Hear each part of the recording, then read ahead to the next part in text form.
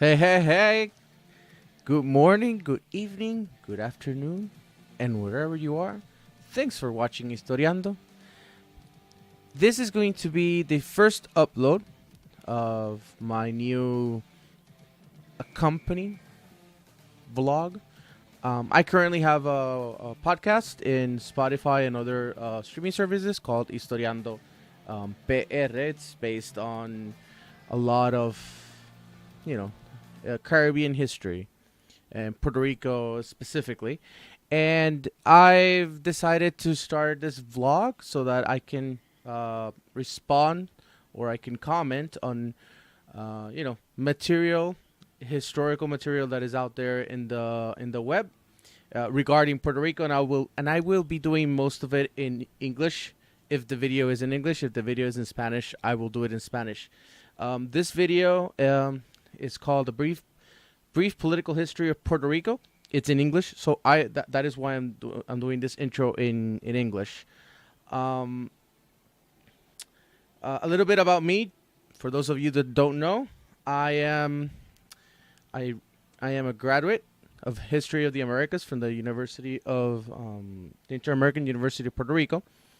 I currently have a PhD, so I've spent the latter 15 years of my life studying Puerto Rican and Caribbean history.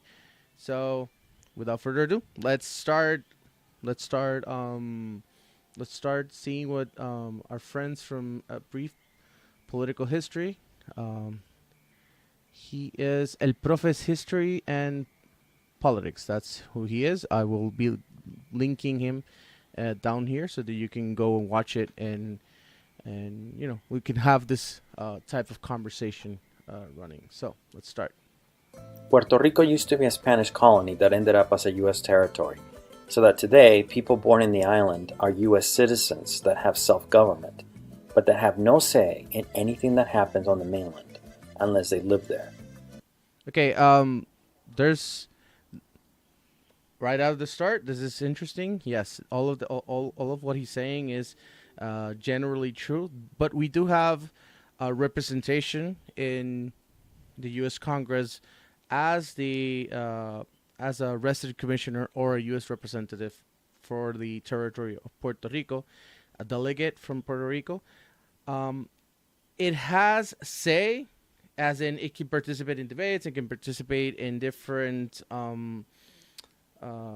subsections of Congress, but it cannot vote when if the rules are as follows. When the Republicans are in power, they cannot vote. When Democrats are controlling the House, like it is right now, they can vote it is unless it's a tie. So their votes wouldn't count. Like Puerto Rico, like the U.S. Virgin Islands, Guam, etc. Their votes wouldn't count. But other than that, they can vote. And when we say vote, is in the general, in in the Assembly of Congress. That's not the correct term, but that's the word that's coming out right now because I'm thinking in Spanish and translating while I'm speaking. How did Puerto Rico become part of the United States? Why hasn't it Yes, become either please tell independent or a us. state? To see the reasons behind this, join me for this brief explainer on the history and politics of Puerto Rico.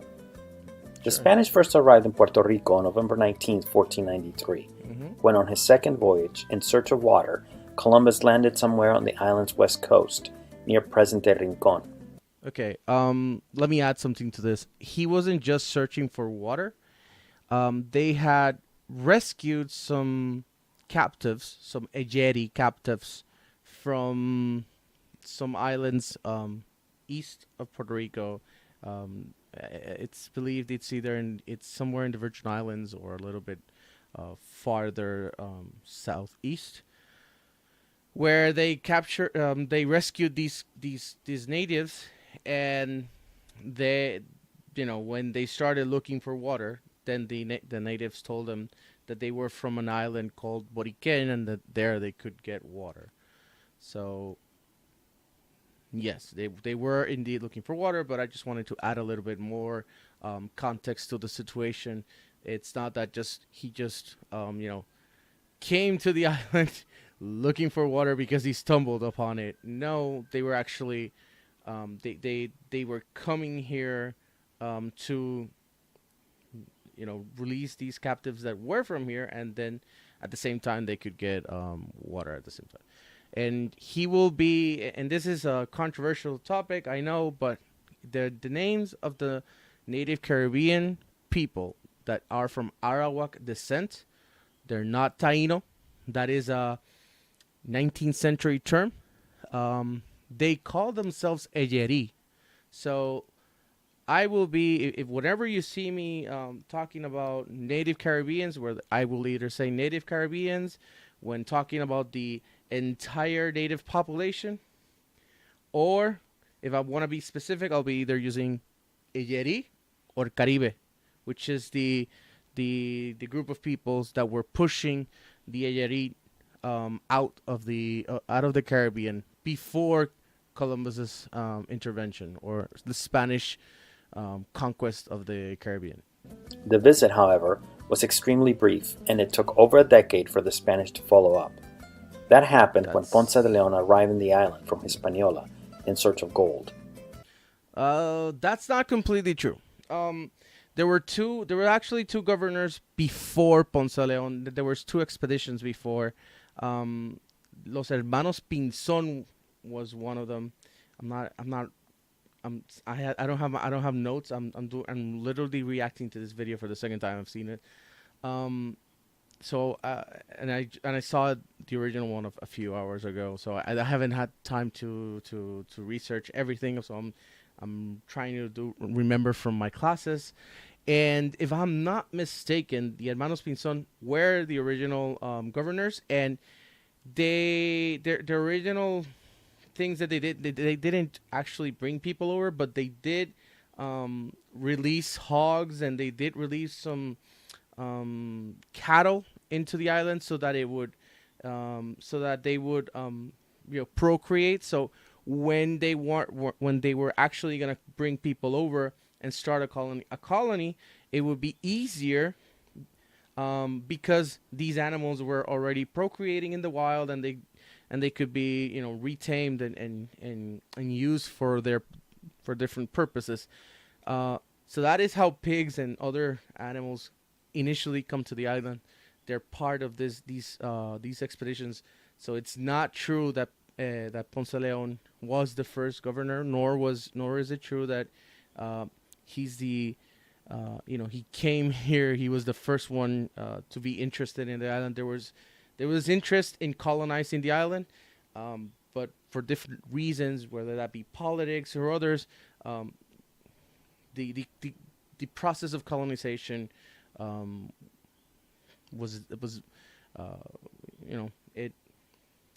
it went slow in those first years. At first, Ponce de Leon's expedition was amicably received by the chief of the local Taínos, a cacique called Agüeyvana. Agüeyvana presided over the island's largest settlement, sited on the Guayanilla River near present-day Guanica, and invited the Spaniard to a welcoming friendship ceremony. But the good relationship didn't last long. Ponce de Leon quickly set up encomiendas, an oppressive labor system akin to slavery. Okay, no, that is totally false. Encomiendas were not slave. They were not slave labor. Encomiendas, in the way that they are set up, in the way that the legal system of Spain in the moment of the conquest works, is more akin to a medieval village, right? So, or a medieval small little kingdom. What would happen is that the encomienda system is a copy of what serfdom is. So these natives, they receive a protection of the crown.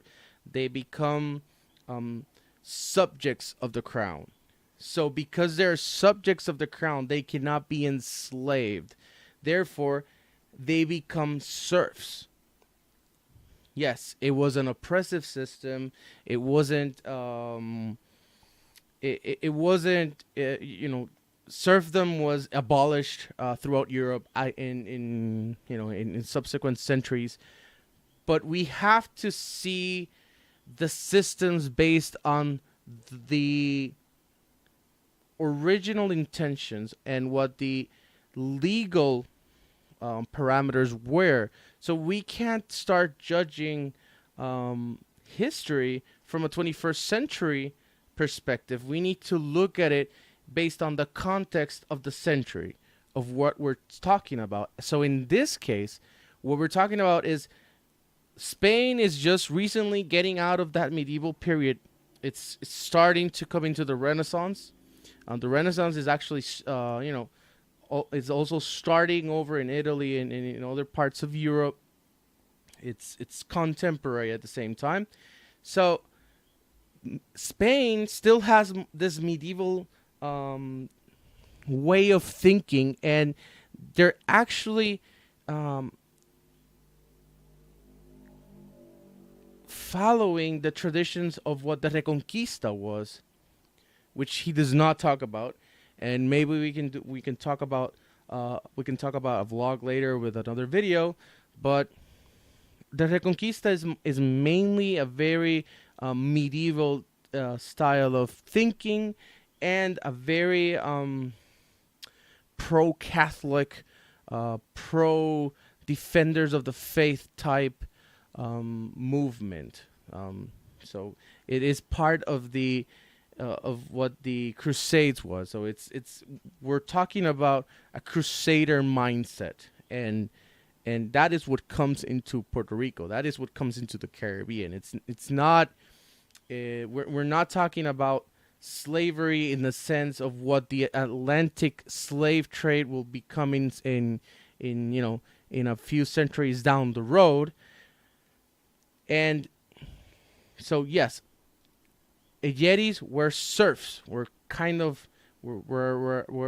a type of serf. They were members, or they were considered subjects of the Crown of Castile, not Spain. So there you go. That's. The Taínos endured it for a while, but after 3 years they had had enough.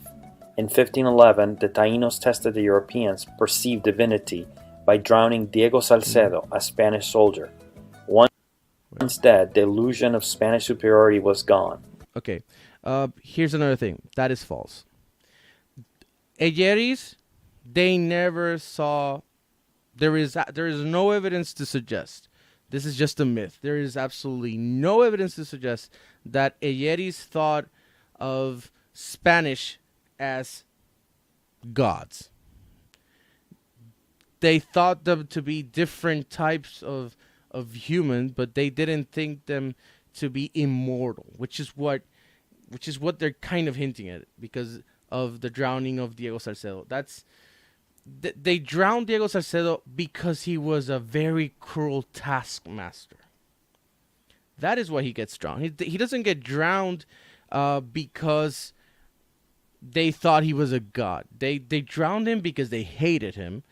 And another thing is, in this rebellion, the rebellion of 1511, there are Eyeri Yucayeques that join the Spanish in quelling down the rebellion that happens in the mainly western part of the island.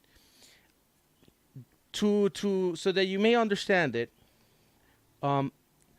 Puerto Rico is divided at this point in time into two regions. One is governed by Ponce de Leon, and the other one is governed by a governor that is appointed by the son of Columbus. I'm sorry, I forgot the name, but his name is very pivotal. It's not Diego Salcedo. This guy does not get along with Ponce. They actually have a rivalry of sorts, a political rivalry, because Ponce de Leon is an appointment of the crown, and this other person is an appointment of the Columbus family that had retaken power in Hispaniola. So this this other region, this is what would be called El Cabildo de San Germán, um, which is basically just the western part of the island, and then there's Cabildo of Caparra, or actually was the Cabildo of San Juan Bautista, which is the eastern part of the island that is based out of Caparra. Um, they don't treat the Ayeri as Ponce León did. Um, so when when Urayoan and Agüeybana II and all these other chieftains, they get together and they don't like what's going on, so they rebel against the Western government. But of course, Ponce de Leon has to come in and quell this rebellion, and he had already done. He had already participated in Indian wars prior to actual coming into Boriquén, into actually I need to put out, and it's the island of San Juan Bautista, and then the western part is called Puerto Rico. Just it's the other way. So once that, because of the active experience, these other chieftains that are loyal to Ponce de Leon, they come in and they help quell down the rebellion, and it is not this massive rebellion of Indians or native Caribbeans rising up against the Spanish. It's a very regional rebellion. Yes, it is important. It is historical, but we're talking about a few thousands versus a few hundred Spanish, because the island wasn't that populated either. There's this mindset that there were hundreds of thousands of Boriquén, of Ayeris living in Boriquén, and that's not the case. We're talking about very few, maybe 100, maybe hundreds, or maybe 20,000 or 25,000, around that, 20 to 80,000 Ayeris spread throughout the entire island. So the Yucayecas were really small communities, and they would move them around. So sometimes in the early archaeology would find these huge Yucayecas, but the reality is one Yucayeca could be moved seasonally, or in a certain time frame from in the same region, in different areas, and our archaeologists in the future would see this as something. Oh wow, this is like 100 or or 1,000 or 2,000 people living in a yucayeka. That's not what it's seen. That's not what the evidence suggests now in recent studies. So let's continue. The Taino then proceeded to sack a town, killing 80 Spanish. Ponce de Leon's response was swift. Mm-hmm. He killed hundreds of Taino, while many other committed suicide it wouldn't be to hundreds. avoid falling to the Spanish. It'd be more like the dozens. massacres and European diseases absolutely decimated the native population. That is true. That part is very true, but it's not mainly European diseases. It's actually we already know what disease actually wiped out or most of the Ayeri communities in this part of the island, actually in the Caribbean, or the Arawak communities in the Caribbean. It was actually smallpox brought in by African slaves in a ship. In a ship.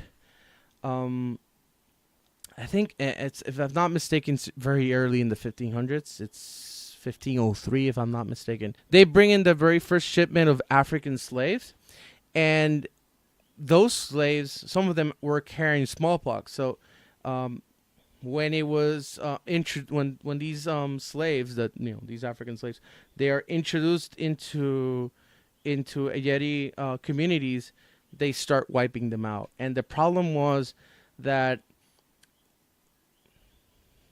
once one member of the tribe of the or Ayucayege um, would contract the disease, everybody else would contract them because of the communal way that they lived. They didn't separate um, the disease, so they would try to help out, and that culture, that cultural of or how do you explain this, that custom of wanting to bring comfort and help out the afflicted, that actually helped spread the disease even more. So it's a tragedy that happened, um, but that is what happened. That is what mainly happens throughout the entire Americas, and a lot of the native population succumbs to diseases brought in the case of the Spanish Americas, small, or at least in the Spanish Caribbean, because of smallpox. And I'm not really sure about Central and South America, but at least for the Caribbean, it was a smallpox epidemic that eventually starts destroying Yucayeques, and the surviving members of the Yayeri. They they they just decide to move in with the Spanish, because at this time they were already, like I said at the beginning, they were already considered subjects of the crown, and they already had this. It had been a few decades already, by the time that this disease spread so far, um, that to survive they just become parts of the society at large.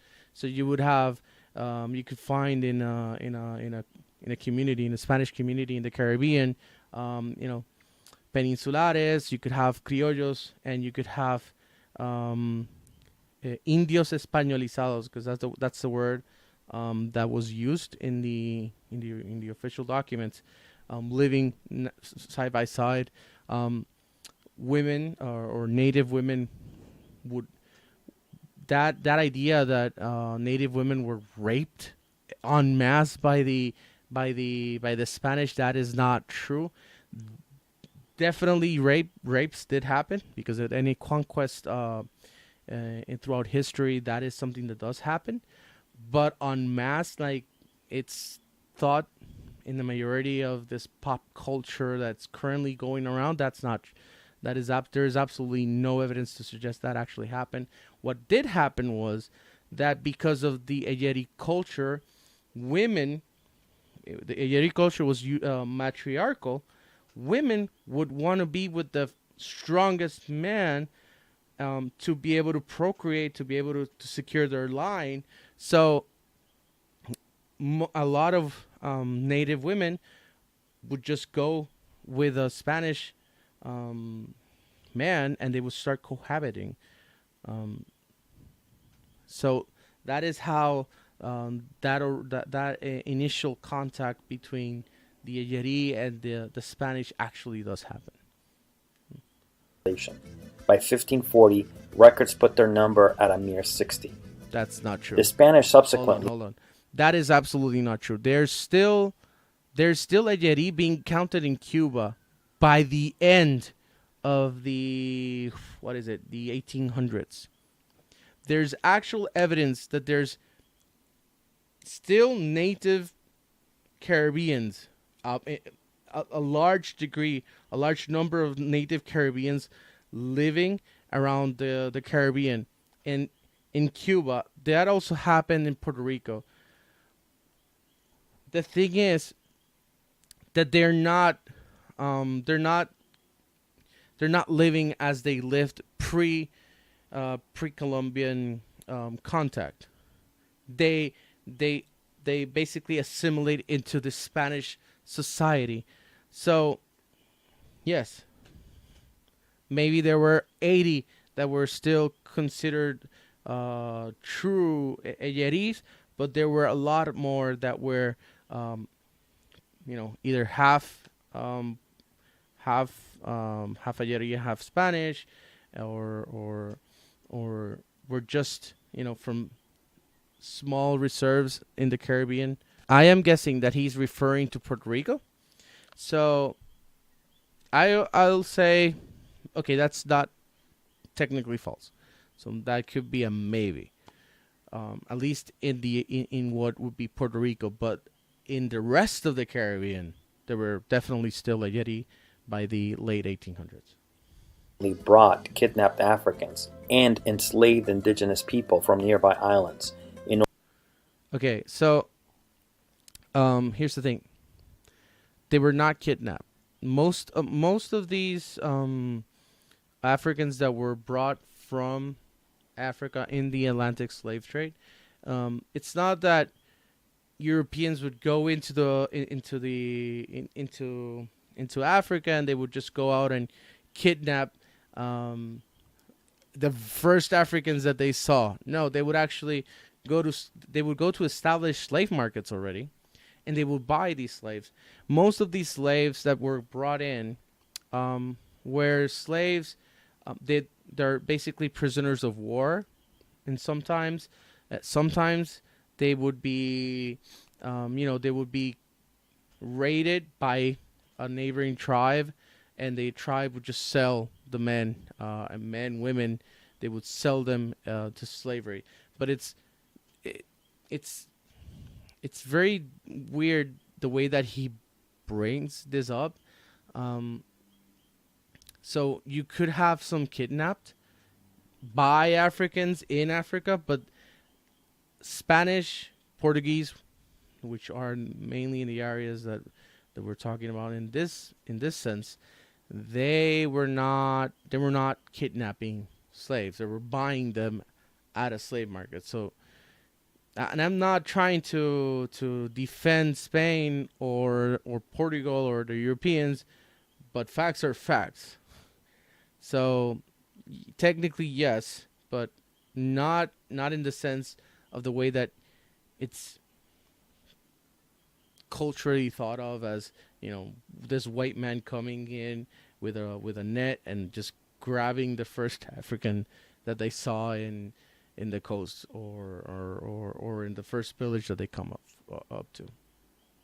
In order to fully staff their mines. However, gold production markedly declined after the 1530s, and many of the Europeans migrated elsewhere. The colony maintained a precarious existence until the Spanish recognized its strategic importance and moved to secure it. During the second half of the 17th century, they built several fortresses, the most famous of which is San Felipe el Morro, a massive structure that dominates San Juan's harbor today. Funny enough, San Felipe el Morro is actually the smaller of the two main defense forts that are built. San Cristobal was for a time the biggest fort built in the Americas. So, I'm not. I understand that El Morro is actually more popular, but funny enough, San Cristobal is the one that not many people like to talk about, but it is bigger and it has actually tunnels that you could visit. The fortifications worked. Throughout this period, the island withstood several attacks from the Dutch and the British. Although never conquered by rival powers, the constant threat of attacks and the Spanish monopoly on trade shaped the development of the island. There is a little caveat here. Puerto Rico was in fact conquered by the British. They spent the governor transferred the power from Spain to the English, and if I'm not mistaken, that was under Cumberland. It's the second attack.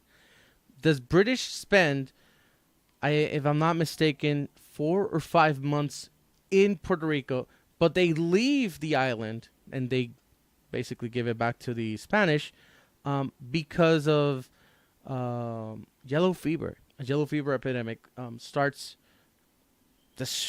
basically going through their just starts up in the island, and they lose so many soldiers that they have to retreat, that they're forced to retreat, and it's one of those miracles of history that we weren't that Puerto Rico didn't end up being a British colony and having English speaking in the island as a mother tongue because of mosquitoes. So there you go. It differentiated the elite, who kept mostly to the fortified walls of San Juan, from the Jíbaros, the island's rural inhabitants, who maintained a clandestine brisk trade with the other European powers, leading to the development of other ports in the island, like Ponce and Arroyo. It's funny that he doesn't mention San Germán, because San Germán was basically the was basically the pirate capital. They got attacked, yes, but a lot of smuggling and illegal black market happened in San Germán, which is a little bit in that map that you can see that he put. That you can see it's to the left of Ponce, in the southwestern part of the island. And Guayama eventually, which is right next to Arroyo, eventually also becomes a very another port that is important in the black market trade. This combination also played a role when in 1808 Napoleon deposed the Spanish king and imposed his brother as the new monarch. While Spanish political authority began to crumble in the rest of Spanish America, in Puerto Rico it barely produced a ripple. The elite living in San Juan depended on the Spanish military to prevent attacks. The latest one had been only a decade earlier, when Sir Ralph Abercrombie's assault on San Juan was rebuffed in 1797, while the rest of the island was not too unhappy with the Spanish because the prohibition... I'm not sure. Hold on, let's check this out. Okay, so here we go. It is correct that it is in 1797. Again, try to take control of the powerful military key to the Spanish Empire. Puerto Rico had been long coveted by nations. The attackers were repelled by a determined force of defenders. Spanish still remember Puerto Rican fixed regiment, Puerto Rican discipline. Okay, so this is the final attack. So let me check that the other one that I said was Cumberland. Okay, so that Battle of San Juan is in 1598. So George Clifford. See, the Battle of San Juan was a military and naval action on June 15th, 1598, when an English force of 20 ships and 1,700 men under Sir George Clifford overwhelmed and took the Spanish fortress Castillo San Felipe del Morro, and thus took the city of San Juan. Like I said, they were able to hold the castle for 2 months. Okay, but the siege took its toll, which is what I said. Malaria, yellow fever, malaria, but not before sacking and burning San Juan to the ground. So, like I said, the Puerto Rico was in fact conquered. And this 1797 defense is, if I'm not mistaken, part of the war. I don't remember which war what that was. I'll leave it in the show notes which war was this attack for. But let's continue. So yeah, this is the last major attack by the English to Puerto Rico in the entire history. After that, there is no more attacks. The next attack would be in 1898 during the Spanish, Cuban, and American War. On free trade had little practical effect on everyday life in Puerto Rico, especially after the Bourbon reforms, which had made the island's economy more productive with the introduction of coffee and sugar as crops for exports. These changes had led to a sustained increase in the island's population. In 1765, it had 45,000. By 1787, it had more than doubled to 103,000, and by 1800, it hovered around 155,000. The turmoil in the rest of Spanish America further increased these numbers, as many loyal Spanish Hmm. colonists found refuge in the island rather than So this is true. This is very true. Loyalists from Venezuela, Colombia, basically the wars of liberation from in South America and also in Mexico. They fled towards Cuba and Puerto Rico. Um, by this time, if I'm not mistaken, it's in 18 in the early 1814s, I believe, or early 1800s. The Haitian Revolution is also going on. So what happened was that Haiti invades Santo Domingo, and all of the island is under Haitian control. So that's why these loyalists they start coming um, towards Puerto Rico and towards Cuba, fleeing from the wars of liberation and of Gran Colombia, of El Peru, all of that. So yeah, just wanted to add that a little bit. I wanted to add that there. returning to the mainland. In 1815, the restored Spanish Bourbon government granted ample El Vino economic liberties Tinto. to Puerto Ricans in an attempt to reward their past loyalty and to ensure their future support for the empire.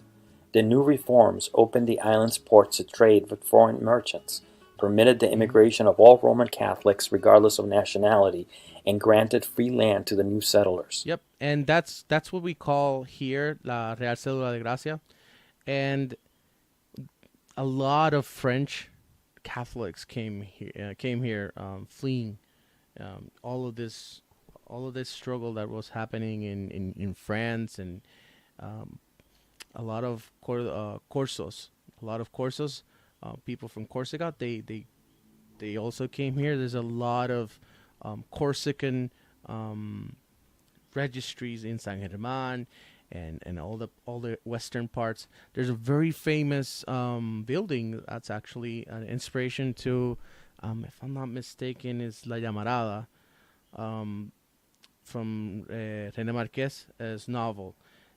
El Castillo Labadie is built in that French style of architecture in Añasco, and it was built by a French family that came in here uh, because of this La Real Cédula de Gracia, or as a consequence of, because that happens a little bit like a few decades down the road.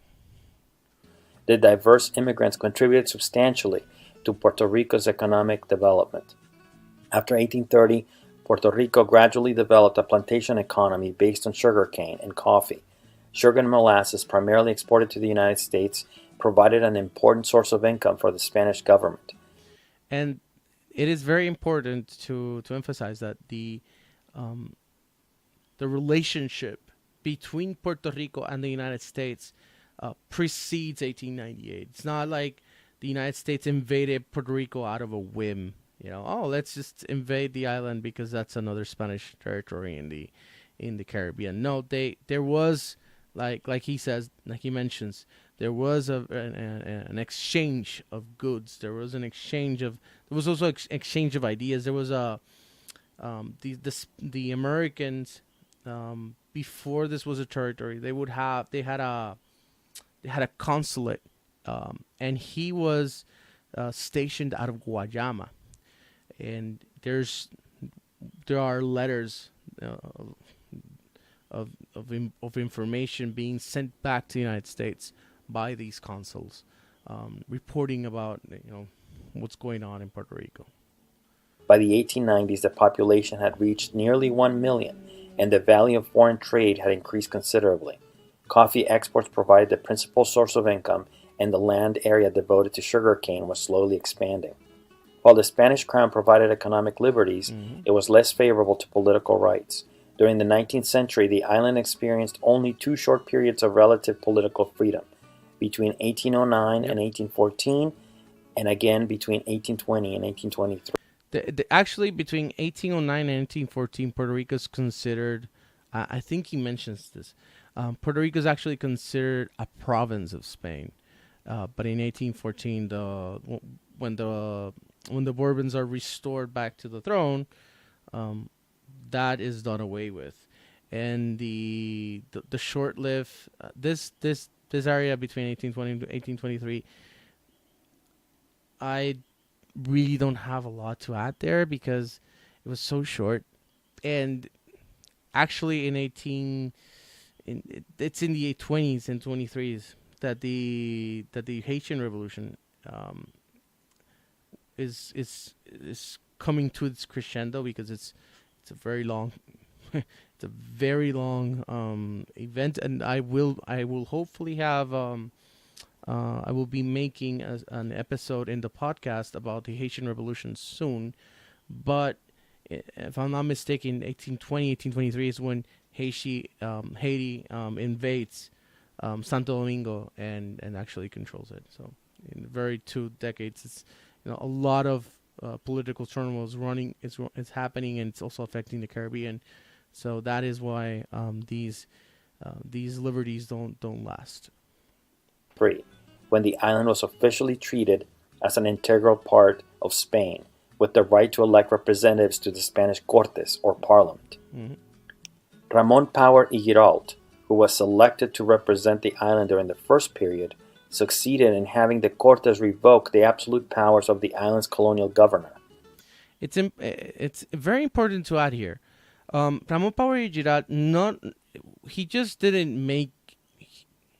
He absolutely did what he's mentioning in the video, but it's because Ramon Power y Girard is the vice president of the Cortes that he actually manages to do this.